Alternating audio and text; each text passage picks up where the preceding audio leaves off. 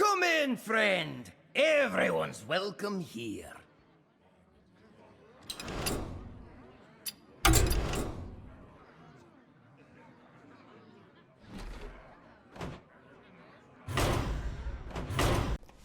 Bonjour à tous, j'espère que vous allez bien. Aujourd'hui, vous vous en doutiez peut-être avec cette intro, mais on se retrouve pour du Hearthstone.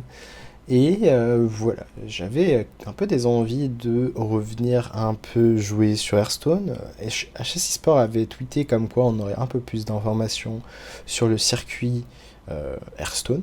Et je me suis dit, bah voilà, pourquoi pas restream un peu du Hearthstone en plus de mes spins là. Ce que je fais en ce moment, c'est principalement du poker. Donc, imaginons que vous voyez cette vidéo et que vous regardez pour mon contenu poker, bah, vous inquiétez pas, hein, le contenu principal va être du poker. Mais voilà, si j'ai la possibilité et le temps de faire les deux vidéos, c'est-à-dire du Hearthstone et du poker, j'exclus pas cette possibilité. J'ai pas envie de faire de promesses de quantité de vidéos que je compte faire sur Hearthstone. Ça va vraiment être quand j'ai envie. Et puis voilà, quand je suis sur ma lancée, en général, vous savez que j'aime bien carburer. Mais voilà. J'ai fait récemment une session de, je crois, 10 heures en spin au poker. Et c'était marrant, il y avait quelques joueurs de Hearthstone qui étaient sur mon chat et qui me disaient... voilà, enfin, il y avait des joueurs de poker qui me regardaient et ils disaient «Attends, tu vas encore jouer alors que t'es déjà à 6-7 heures?» Parce que les joueurs de spin, en fait, sont des joueurs qui vont jouer en général 3-4 heures, voire 5 heures max par jour et ensuite arrêter. Mais du coup, ils ne savaient pas le background tryharder que j'avais de Hearthstone à tenir des fois des sessions entières.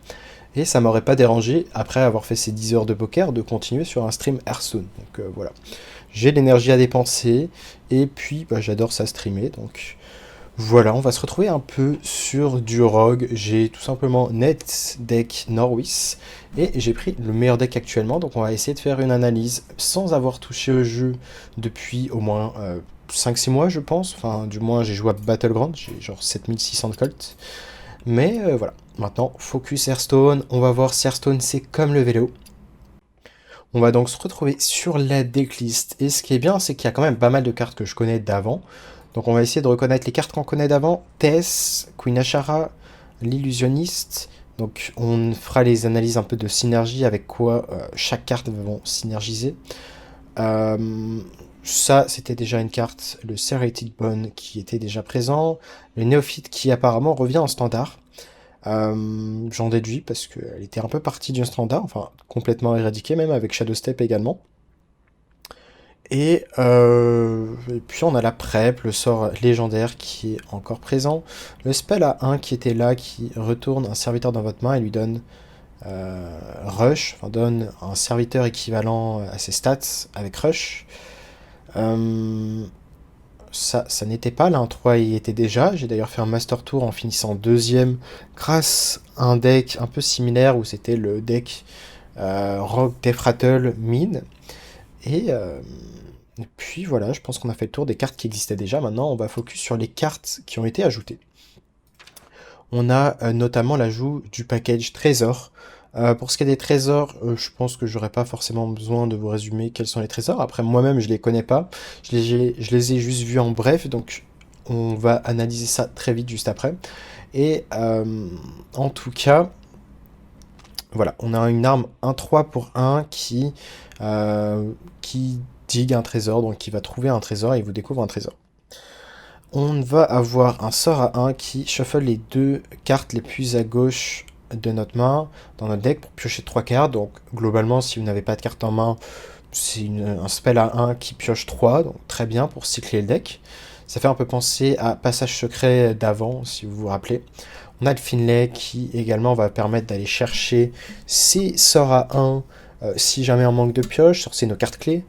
Chercher nos cartes clés avec le Seek-Up qui découvre une carte avec Quick Draw d'une autre classe. Donc Quick Draw, c'est une nouvelle mécanique. Que fait-elle? On va tout simplement rechercher les cartes avec Quick Draw et voir ce que ça fait.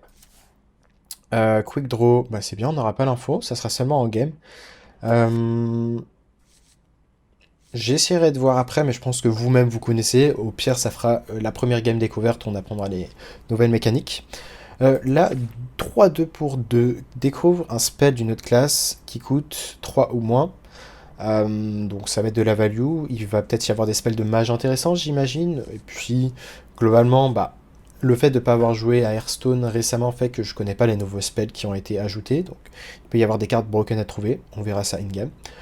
Une 1-1 pour 2 qui trouve un trésor, qui vous découvre un trésor. Vous avez Shadow Step dans le deck, donc vous pouvez en faire à l'infini si vous cherchez un trésor en particulier. Vous allez avoir la 3-3 pour 3. Tant que cette carte est dans votre main, joue une carte d'une autre classe pour révéler Velarok, True Form. Donc, ok, tu joues juste une carte d'une autre classe pour avoir une autre forme. Est-ce que si on clique sur cette carte, on peut avoir... Voir c'est quoi? Ok, oui, j'ai beaucoup vu cette carte dans le peu de contenu Hearthstone que j'ai vu. Donc cette carte à charge, après que cette carte attaque découvre une carte d'une autre classe, elle coûte 3 de moins. Le fait que tu puisses Shadow Step cette carte me paraît assez absurde. Voilà. Ça va être une des cartes clés du deck, j'en déduis. Qu'est-ce qu'on va avoir d'autre? Donc vu qu'on a le package Defrattle, on a ce T4 Defrattle, Cri de guerre, Quick Draw et Defrattle. Trouve un trésor, bah c'est parfait. On va pouvoir voir la liste entière des trésors qu'on va avoir. On va pouvoir les analyser en vitesse. Donc dans les trésors, il y a ce T4 qui obtient 4 spells. Il coûte 1 de moins pour chaque fois que vous avez excavated pendant cette game. Mais ils peuvent pas coûter moins de 1. Plutôt broken en termes de value. Un spell à 1 qui inflige 3. Un spell à 1 qui restaure 3 PV, pioche une carte, du cycle. Un spell à 1 qui obtient 2 coins. Un spell à 1 qui... Enfin, un T1 qui a une 2-3 rush. Un spell à 1 qui découvre une carte qui coûte 2, elle coûte 0. Un spell à 1 qui donne à un serviteur plus 2 et inflige 2 points de dégâts à un ennemi, serviteur ennemi aléatoire. Un spell à 2 qui donne à un serviteur et ses voisins +1/+2. Un spell à 2 qui inflige 3 à un serviteur et au héros adverse. Un T2 qui invoque un T2 aléatoire, 2-4 pour 2, taunt. Donc globalement des cartes assez efficaces en termes de mana efficient. Un T2 qui retourne un serviteur adverse dans sa main, donc ça fait un peu l'effet d'un sap, un cri de guerre en fait. Donc je pensais que c'est un Defrattle, mais du coup, le cri de guerre est bien mieux. Un spell à 2 découvre une carte à 3, elle coûte 0. Un T2 qui, à la fin de votre tour, inflige 2 points de dégâts à tous les ennemis. Un T3 qui... c'est pas mal du coup contre des decks aggro. Un T3 qui a Rush, Divine Shield et Vol de vie, qui peut être pas mal pour monter en point de vie. Un lieu à 3 mana qui met les stats d'un serviteur à 6-7. Mettre une 1-1 de votre board à 6-7, c'est plutôt pas mal. Et en plus de ça, si vous avez la 3-5 qui charge, du coup, elle devient 6-7. Et je pense pas qu'elle garde ses stats si vous la renvoyez en main par contre. Une 3-7 pour 3 qui a Taunt Reborn, ne peut pas être target par les spells ou aéroports, ça a l'air très bien contre aggro. Et un spell à 3, on a encore deux cartes. Un spell à 3 qui inflige 3 points de dégâts à tous les ennemis. Un spell à 3 qui découvre une carte à 5 de mana, elle coûte 0. Un spell à 3 qui découvre un élémentaire à invoquer et ajoute The Others to your hand, donc j'imagine qu'il t'en ajoute une autre copie. Donc voilà, c'était important de s'attarder sur les spells trésors, pour comprendre à quel point les trésors peuvent être forts. Il y a un moment, c'était les laquais qui étaient forts avec le deck voleur. Maintenant, l'emblématique, le côté emblématique de voleur, ça va être les trésors. Et on a fait absolument le tour. Donc l'idée, c'est qu'on va avoir un Defrattle dans le deck. Et le seul Defrattle qu'on a, c'est au final des cartes qu'on peut découvrir aléatoirement. Ou 7-4-4 et 7-4-3 qui, globalement, va être très cool à piocher. Et parce qu'en plus de ça... 7-4-4. Ok. Je viens de voir qu'en fait, on ajoute une copie. Donc, ouais, ça fait une espèce de value infinie. En plus de ça, c'est pas value infinie vu que tu peux pas avoir la Defrattle de cette même 4-4. Par contre, 6-7-4-3 est dans ton deck. T'as toujours moyen de la renvoyer dans ton deck si jamais tu l'as pioché grâce au spell à 1, guerre qui shift, et grâce au filet. Parce que ça peut arriver très souvent, hein, tu la joues qu'en une seule exemplaire, et t'as qu'un seul serviteur avec Ral d'Agonie. Et voilà, la carte a l'air quand même extrêmement forte, dans le sens où c'est cri de guerre, quick draw et Defrattle. Donc quick draw, c'est peut-être quand tu la pioches, que tu as cet effet-là. En tout cas, on va se retrouver en game après cette longue analyse de deck. On se retrouve contre un chaman. Je sais pas pourquoi le tracker n'a pas pris en compte le deck. Peut-être qu'en le relançant, ça ira mieux. Je vais essayer de le relancer et on revient tout de suite. Pour ce qui est d'équipe, je pense que Néophyte peut être peut-être pas trop mal comme type en termes de tempo pour ralentir l'adversaire. Je sais pas à quel point il y a des bons spells à 3, une curve pour l'adversaire. Donc on va garder comme ça. On est de retour. Je sais pas si on aura accès au tracker. Au pire des cas, c'est pas grave. On va jouer sans tracker. Et on va directement jouer cette arme. Ok. Il y a eu une carte avec Overload. Je pense qu'on est ok de trade. Et pour l'instant, on n'a pas l'air d'avoir une main qui fait grand chose. Donc vraiment, la force du deck va se baser sur les trésors, sur la capacité d'obtenir des cartes d'une autre classe. Et du coup, d'avoir un power turn grâce à Tess.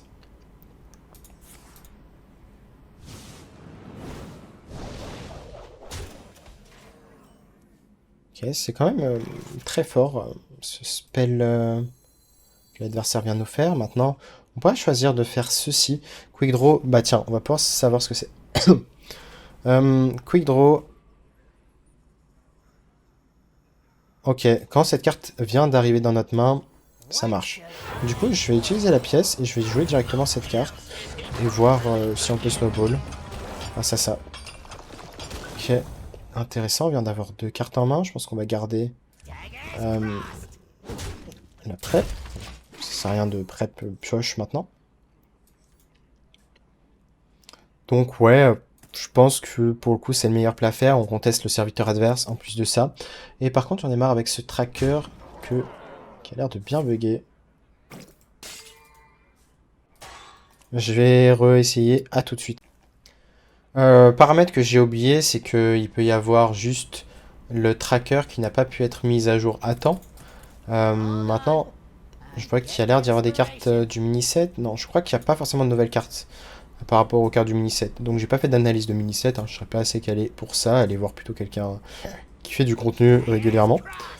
Sur le jeu, je pense qu'on est ok de face tank d'abord. Non, on va souvent prendre ce trade. À voir. On n'est pas forcément obligé de prendre ce trade. Voilà. Je pense que la curve se met parfaitement avec cette 4-3 rush. Là, on vient juste de reprendre le board. C'est assez incroyable la tempo qu'on a. En plus de ça, on va avoir de la value quand cette 4-3 va mourir. On vient de dévolve notre board. Très chiant. Maintenant, c'est très lent. On pourrait double néophyte en soi. Ça m'a l'air relativement strong. Peut-être qu'il y a une AOE pour 4 de mana ou 5 de mana. Dans ces cas-là, il ne pourra pas la jouer. Maintenant, s'il y a une AOE pour 3 de mana, je suis pas sûr. Hein. Ça me paraîtrait un peu trop broken. Bon, il y a cette AOE, mais ça tue pas la 3-4. Maintenant, je pense qu'on peut restaurer des PV à notre créa ici. Maintenant, on pourrait également découvrir une carte. Discard your lowest cost spell, 7-2, 3-3 cards with rush. Attendez, c'est incroyable ça, en tempo. On peut la jouer avec prep en plus. C'est plutôt pas mal. On aurait dû piocher first du coup, j'imagine. Et on va jouer ça. Là, on voit que notre main commence à se vider. Bon, l'adversaire est surchargé que de 1, donc il y a peut-être des AOE à 5. Je connais pas encore le deck surcharge. Donc on s'est peut-être un peu trop commit. Maintenant, l'idée c'est de se vider la main pour piocher ensuite. Il y a 5 à rush, donc c'est pas une AOE.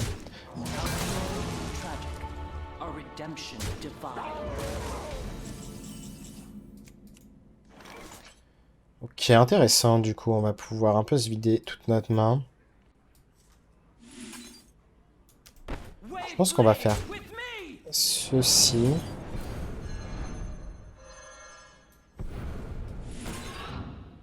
Ceci, on optimise vraiment au mieux le fait de se vider la main.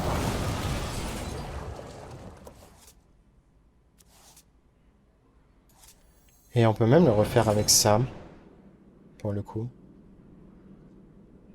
Après, ça va servir à rien pour le coup, mais on économise vraiment un gros board, et l'idée, ça va vraiment être de se vider la main. Donc ça me dérange pas de faire ça.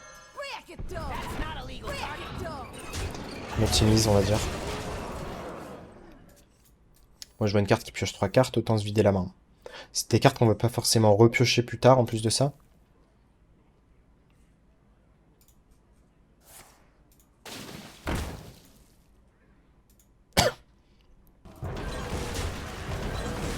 On a déjà 4 de dégâts. Ok, on peut découvrir un trésor qui peut mettre des dégâts, potentiellement.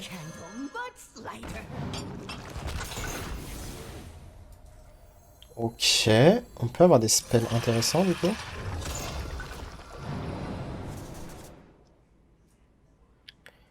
Intéressant, on pourrait choisir de double face et faire une AOE. Maintenant, cette carte pourrait également nous donner l'étal. Je pense que je vais préférer le plan de jeu safe ici et faire une AOE. On garde quand même une 5-2 qui setup l'étal, il doit la gérer. Et en plus de ça, on peut avoir l'étal prochain tour grâce à ça. Je me souviens un peu de mémoire, les spells qu'on peut avoir sur ce spell légendaire.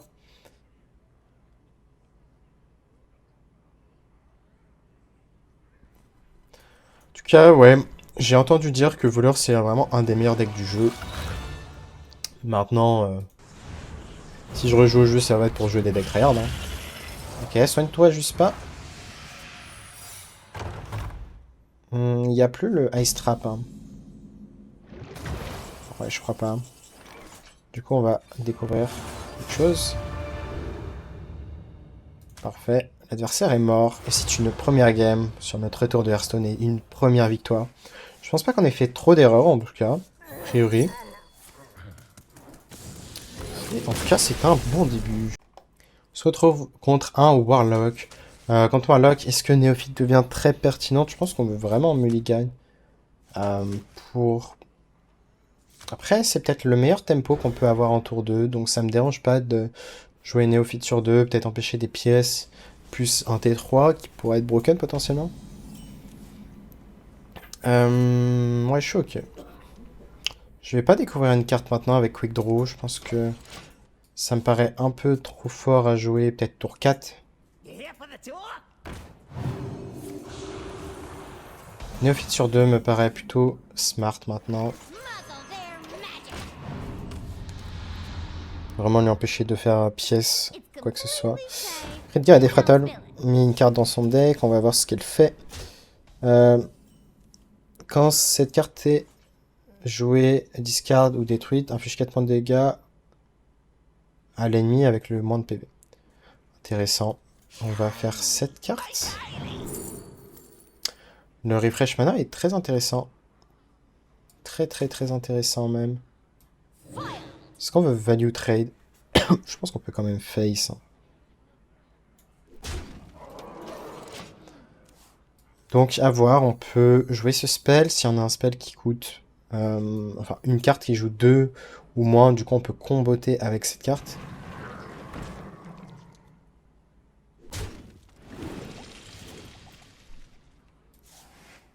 Attendez, mais en fait, juste le fait de jouer cette carte plus ça, ça fait une carte avec charge. J'en déduis que oui. Peut-être que le play de jouer cette 4-4 est plus safe si on est contre un match-up lent. Je pense que je vais préférer. Ce sera jamais trop mal, de manière générale, d'attendre de jouer cette carte, parce qu'il suffit qu'on découvre une carte à 3 de mana, on peut la jouer le même tour que cette 3-3 par exemple. Je pense que ce match-up va être quand même très compliqué. Donc voyons ce qu'on découvre avec ça. Restore 7 PV, Quick Draw, Refresh 2 mana cristaux. Intéressant.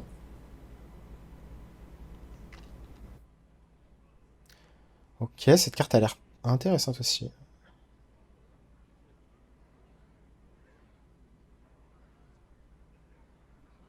Ouais, je pense que cette carte va être la plus intéressante.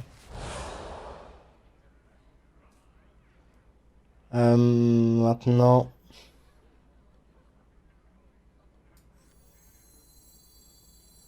On va jouer ça, je pense. On pourrait choisir de redécouvrir une carte en soi. Ça me dérange pas. Okay. Changement de programme, du coup, on ne joue pas cette carte parce qu'en tempo, ça se met pas si bien que ça.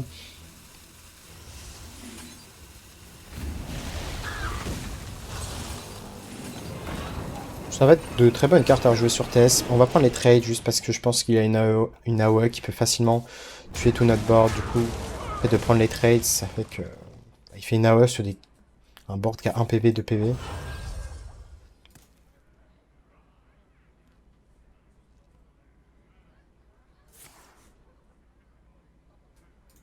Moi, je pensais à cette carte. Donc on a cette carte pour 0 mana, ce qui est plutôt cool. Ouais, maintenant on prend vraiment cher. Hein. Waouh. C'est vraiment expéditif. Peut-être que j'ai une mauvaise lecture du match-up.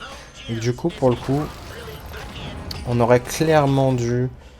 Ok, bonne nouvelle d'avoir... De quoi tuer ça. Attends, est-ce que ça va nous faire gagner de tuer ça? Je ne sais pas, mais... On peut pas se permettre de... Oh, c'est vrai qu'on a ça. Restore des PV, ça peut être vraiment cool, hein. Je pense qu'on n'a pas trop le choix, pour le coup. Et je vais le faire maintenant. Hein.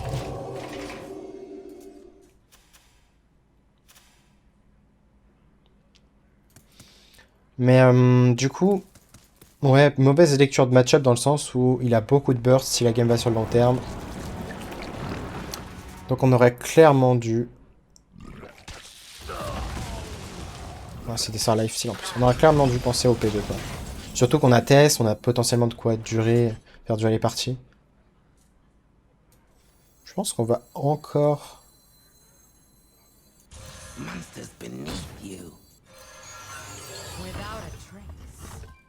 J'ai pas envie de jouer TS tout de suite. J'ai envie de grid dans le sens où la 3-4, la 4-3 qu'on va piocher peut nous donner une carte d'une autre classe. Je crois que ça donne des cartes d'une autre classe, peut-être que je me trompe. Quoique non, ouais, je suis même pas sûr. Mais je pense que ce match-up, voilà, si on préfère attendre de piocher quelque chose comme Shadow Step, on prend vraiment cher, hein.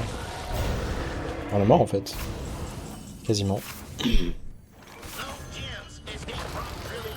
Est-ce qu'on peut être sauvé? Je crois que c'est pas compté comme une carte d'une autre classe. Hein. Du coup, je vais la prep, je vais tenter.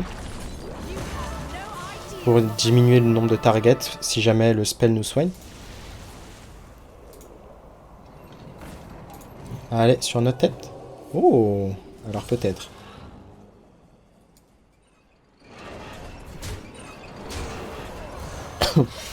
Bon, on se sera battu, mais j'ai l'impression, je sais pas, hein, je connais pas le deck en face, mais ça m'a l'air quand même d'une sortie assez godlike. Peut-être que c'est le standard, mais pour le coup... Bon, dommage de pas avoir eu de... Shadow Step. Parce que si la game dure, on va jamais gagner un value.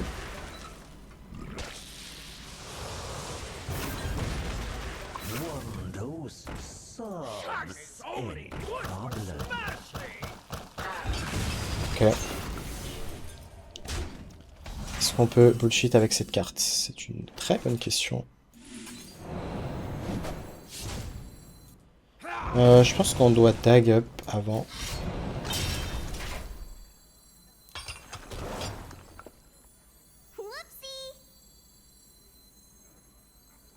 Ouais.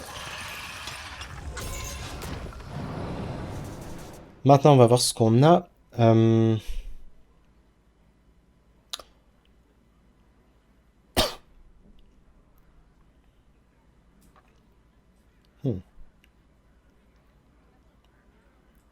Cette carte change absolument rien. Bon, on va faire ça pour avoir un spell shaman.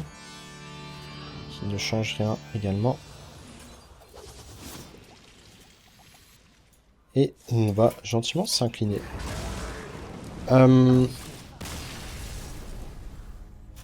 même le deck m'a l'air quand même assez solide. Je pense que si le démo n'est pas un tier S, c'est au moins un bon tier A. On se retrouve pour une troisième game, peut-être en mirror cette fois-ci. Oh, et attendez, je vois que le tracker a l'air d'enfin marcher, peut-être. On va garder l'arma 1 et la 1-3, je pense. La 1-3 n'est pas forcément un keep, j'ai pas assez de recul pour savoir. Maintenant, on a plutôt un peu compris comment fonctionne le deck. Bon, les trésors, on n'a pas d'impact pour leur découverte. On peut c'est peut-être mieux de faire l'arme sur un point de vue curve. Comme ça on fait néophyte sur 2 et derrière sur 3 on a un trésor.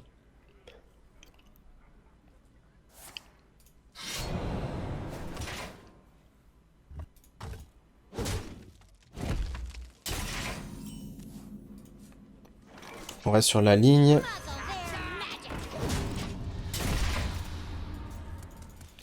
Le match-up mirror doit être assez tricky également. Bon, tracker, j'avais un espoir pour le tracker qui marche, mais non. Ouais, typiquement, ça doit être un des seuls moyens de gérer cette carte. Sur A2. On va go face, voir qu'est-ce qu'on peut avoir. On a une main très morte. Ok. Fin de votre tour, pioche une carte. Je pense qu'on a besoin de pioche, en effet. Du coup, on va refaire ce spell. On a énormément besoin de value. Donne plus 1 à des serviteurs de chaque type de votre main.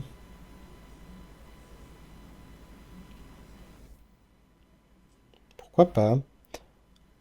Maintenant, bon, ça fait une 2-3 qui invoque une 2-4. Ouais, c'est ce qu'il y a de plus fort en termes de tempo.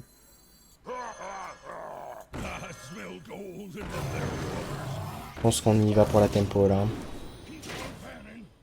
Queen Ashara, on a déjà une option de value qui s'offre à nous et qu'on peut déjà jouer dès le prochain tour tant qu'il joue pas de néophyte. Il avait pas trop de moyens de tuer notre 1-2 apparemment, on lui fait dépenser ses spells. Dommage, il joue néophyte. Du coup, vu qu'il joue néophyte, on peut pas jouer notre Queen Ashara. Il y aura un moyen de la jouer, c'est si on pioche prep, j'imagine. Ok, faut juste piocher prep. Il reste néophyte en main, ok. Bon, vu qu'il a trade, on n'a plus de moyens maintenant. Maintenant, vu qu'on a absolument rien à jouer ce tour-ci, je pense qu'on va abandonner Queen Ashara, on va juste jouer Finlay. Essayer de faire un petit tour tempo quand même. Vu qu'il a plus beaucoup de Bone Spike, ça va devenir assez intéressant. On pourrait choisir de double néophyte sur ce... ici, mais je pense que ça me dérange pas de le faire tour suivant. Non, je vais le faire maintenant.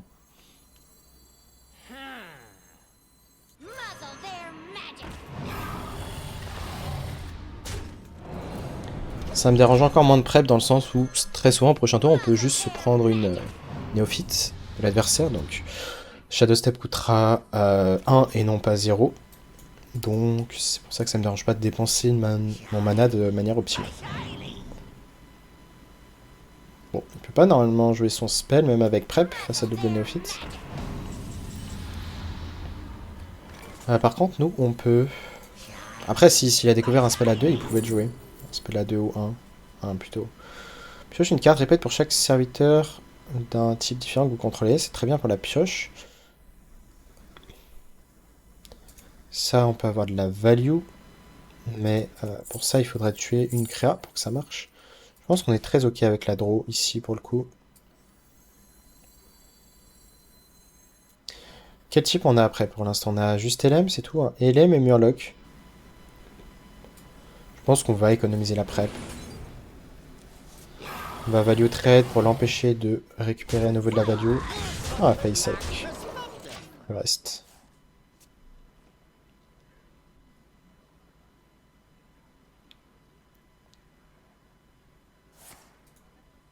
C'est le dernier bon spike qu'il a.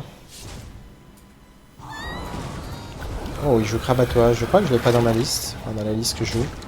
C'est vrai qu'en tempo, c'est un bon moyen. Là, typiquement, il a pioché 10 cartes et en 10 cartes, il a déjà eu Krabatoire, les deux bonnes spikes. Ce qui fait que du coup, il reprend bien la tempo. Clairement. Ok. Je pense qu'il va être temps de jouer cette 4-4. Je fais un trésor. On va en choper beaucoup même. Hein. On va en choper, je crois, 3. Hein. Donc les trois types, les trois éléments vont se déclencher. Pourquoi je pensais que ce serviteur irait mourir avec la 1-3? Non, parce que la 1-3 a fait mourir déjà l'illusionniste. Ok.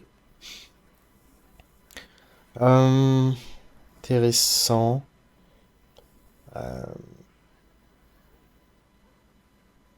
What should I order? Ce qui est chiant, c'est si Shadow Step. Maintenant, on peut pas faire grand chose, j'ai l'impression, face à un Shadow Step. Sizzle? Je pense que je vais préférer faire ceci.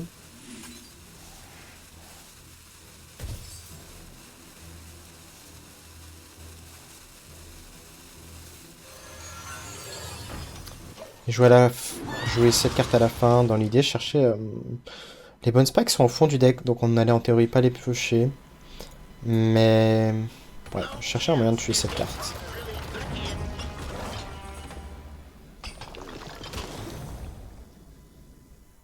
J'imagine qu'il va quand même trade cette 1-2, il a plus de bonne spike lui-même, donc il va pas pouvoir trade facilement cette 1-2. Donc s'il met un coup de face tank qui économise 4 PV, je suis bien content. Ok, il soigne sa créa. En 6 face du coup. Ça commence à piquer. Ok, on va du coup découvrir une carte avec Quick Draw. Ok, ce spell à 2 peut nous permettre de tuer sa carte. Plus de points de dégâts à tous les ennemis et tous les serviteurs ennemis et c'est un serviteur spécifique et son voisin.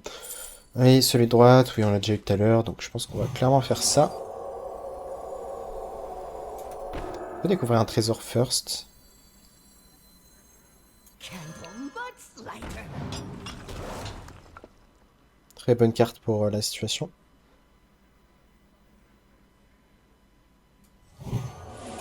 On va faire ça pour sûr. Maintenant, il y avait la question de est-ce qu'on avait envie de Shadow Step ou pas. Je pense que j'aurais dû le faire avant, clairement. J'étais juste pas sûr de le faire, c'était dans mes possibilités. C'est juste que bon, je pense qu'on trouvera jamais de meilleure décision que faire ce spell à 2 sur sa créa. Et cette carte me paraît pas mal pour économiser 4 PV.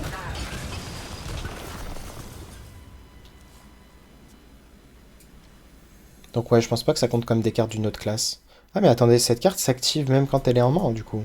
Je pensais qu'il y avait besoin de la jouer sur le board et ensuite jouer une carte d'une autre classe pour que ça marche. En fait non. Bah bonne nouvelle du coup. Ok, il a de la value avec cette 5-5. C'est vrai que c'est quand même une 5-5. Hein. Je pensais que c'était une genre 2-5. Est-ce qu'on a envie de Tess maintenant? On va avoir 4 random spells. Bon, je pense que c'est pas forcément le play le moins safe de faire ça, au contraire. Après, on peut s'assurer de tuer sa créa, mais maintenant, je pense que bon. What should I order? On est là pour prendre des risques. Ah, on peut pas cibler sa carte adverse.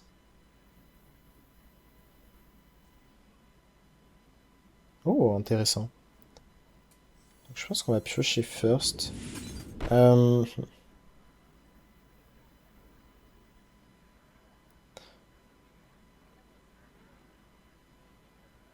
mais attendez, mais là, on fait des choses incroyables. Incroyable. Là, on a eu des synergies assez incroyables. Hein.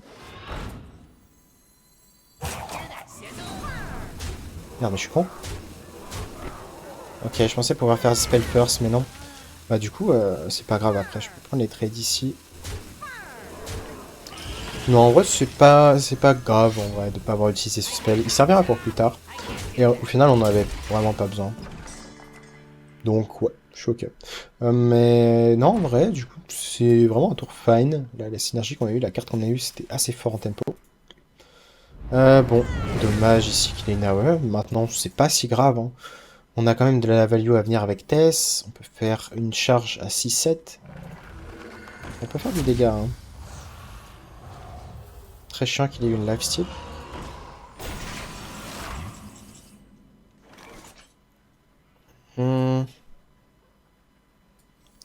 Est-ce qu'on a envie de Tess?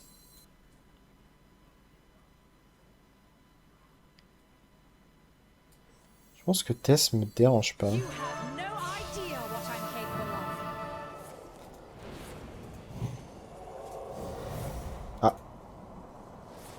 Ok, l'order était bon déjà, dans le sens où on a fait Riot après avoir invoqué les créas. J'y crois, il y a de l'espoir. Il y a de l'espoir, il y a de l'espoir.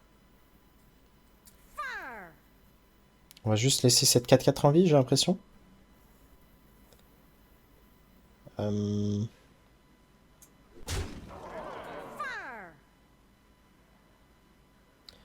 On pourrait choisir de ne pas laisser cette 4-4 en vie en soi. Ah merde, c'est vrai qu'il y a cette reborn. Bon, du coup, dans ce cas-là, autant faire ceci, remonter Tess en main. Déjà, pourquoi...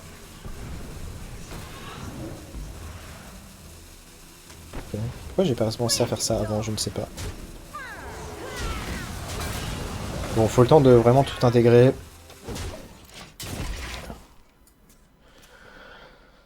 J'avais juste oublié que j'avais ce spell en main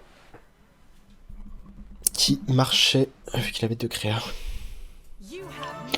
Vous allez pas voir des play options, hein. Là pour l'instant on est vraiment en reprise.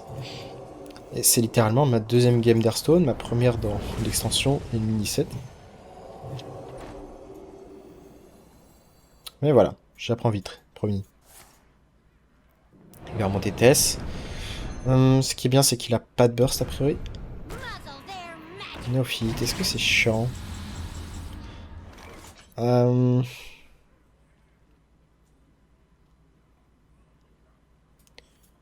pense que je fais pièce, prep, jouer Tess.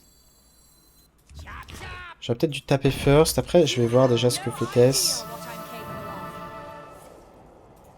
Riot first. Bon, dommage. C'est pas la bonne nouvelle. Bon, ça, c'est une très bonne nouvelle.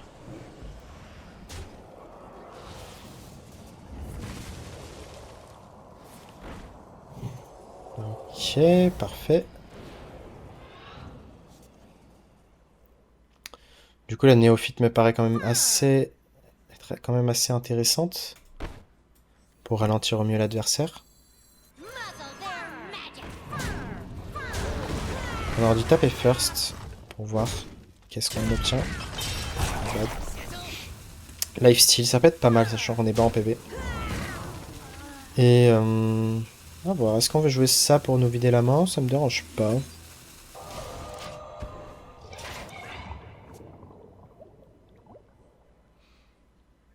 Il reste encore Tess en main. Le truc qui est chiant avec cette Tess, c'est qu'elle répète une AOE à 4. C'est vraiment le point négatif.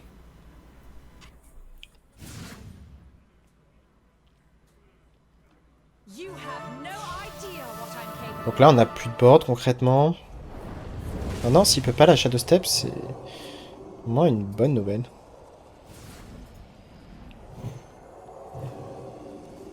C'est cool qu'il nous ait soigné. Ouais, en termes de value, j'ai l'impression que ça va être assez chaud, hein. Il s'est un peu trop remonté en PV. On 3, 6, il nous reste 4 de mana. Est-ce qu'on va jouer ça pour finir?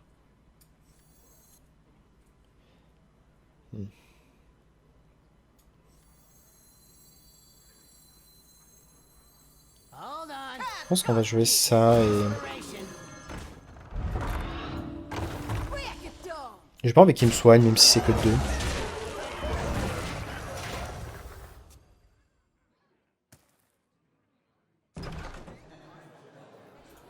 Du coup, le tracker s'active quand il veut, j'ai l'impression. En début de partie, des fois on le voit désactiver, mais là apparemment il marche. On a Queen Ashara dans le deck encore, qui est une win condition potentielle.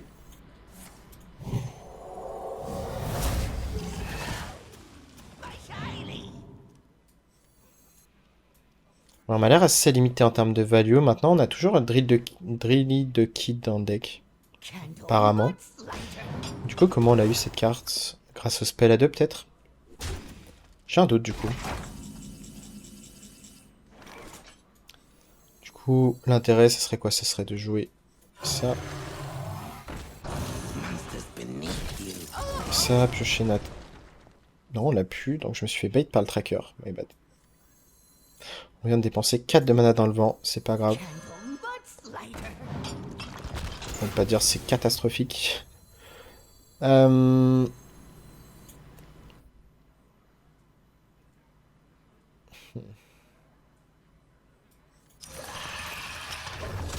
Ouais, assez catastrophique du coup. Là, typiquement, on voit qu'une erreur de 4 de mana, ça nous empêche de jouer ces 4 spells, c'est-à-dire jouer des taunts pour sauver nos PV, hein, potentiellement. Donner à nos serviteurs Râle d'Agonie invoque une bête qui coûte 3 ou moins. On aurait pu faire vraiment des bêtises, mais voilà. Manque de... Après, je me suis laissé bait par le tracker. Ça m'est déjà arrivé, même en étant... en jouant régulièrement à Hearthstone. Maintenant, bah, voilà. C'est quand même une des erreurs fatales. Un serviteur de +2/+3. Ok, on peut piocher un type du serviteur en question. Bah, typiquement, on piochera un LM si on fait sur un LM. Ok, la bonne nouvelle, c'est qu'il prend des trades. Maintenant, s'il prend pas les trades, il y aura beaucoup de serviteurs. Il a plus de thèse, je crois. Hein.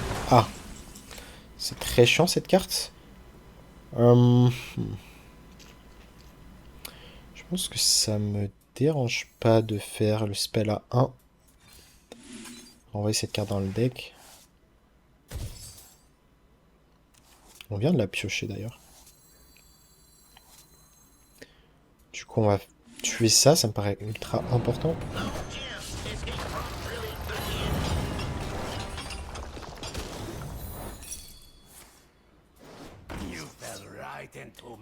On va invoquer cette carte avec Rush.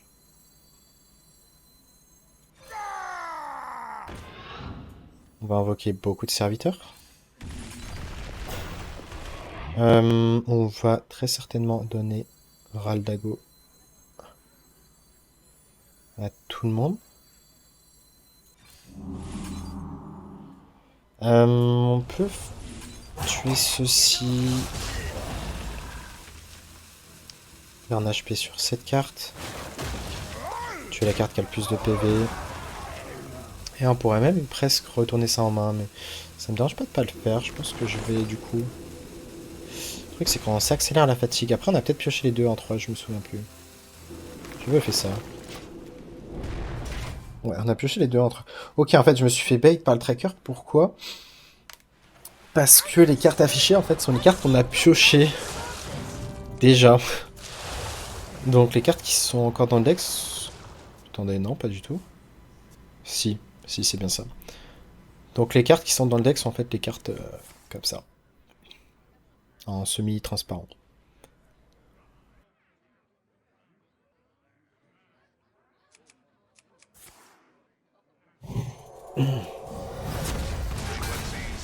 Voilà pourquoi je voulais pas all-in sur une seule bête le buff.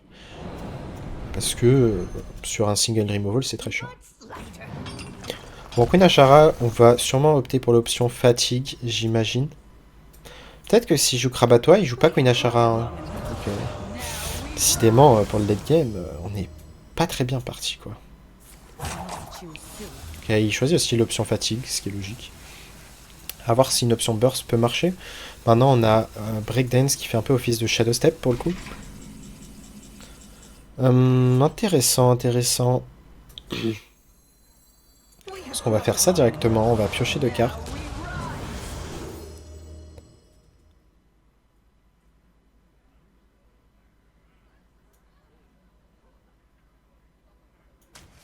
Je vais préférer d'abord faire ça, ensuite piocher, pour vraiment accélérer ma Queen Ashara.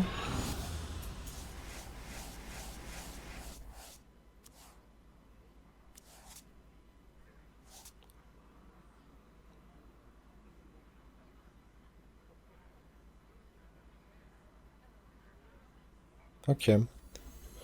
Infliger 3 dégâts à un serviteur, on peut soigner cette carte sinon.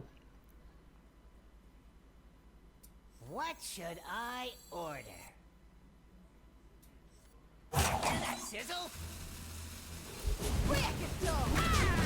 Oh, ça me va de soigner ma créa. Ah, je peux même soigner mon héros. On sait jamais, la game peut durer, donc ça me va. Partons sur un plan de jeu safe. Et on est quand même à 6 PV, et je pense que j'ai du miss létal. Hein. Là, je me rends compte juste parce que j'ai pas eu le réflexe de Hearthstone de compter mes dégâts. Typiquement, si j'avais compté que je pouvais jouer 3 spells, et ben j'aurais juste tué mon adversaire. Maintenant, on a réussi à gagner cette game et c'est magnifique. Sur ce, bah, j'espère que cette vidéo vous aura plu. Je pense qu'après cette game, on a appris un peu de nos erreurs pour maîtriser ce deck. Et puis, je vous dis à très bientôt pour une nouvelle vidéo.